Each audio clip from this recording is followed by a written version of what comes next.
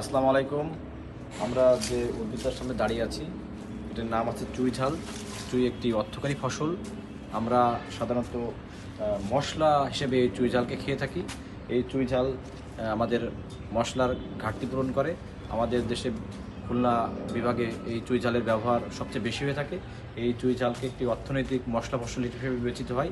এই চুই ঝালের প্রতি কেজি 800 থেকে 1000 টাকা পর্যন্ত বিক্রয় করা হয়। আমরা আমাদের বাড়ির আঙিনায় এই চুই ঝাল চাষ করতে পারি। একটা মজার ব্যাপার হচ্ছে এর তেমন কোনো পরিচর্যা প্রয়োজন পড়ে না। এটা ছায়াযুক্ত স্থানে যে কোনো গাছের সাথে এটা লাগিয়ে দিলেই হয়। আমরা 1 থেকে 1.5 বছর পরে এই চুই ঝাল হিসেবে সংগ্রহ করতে পারি।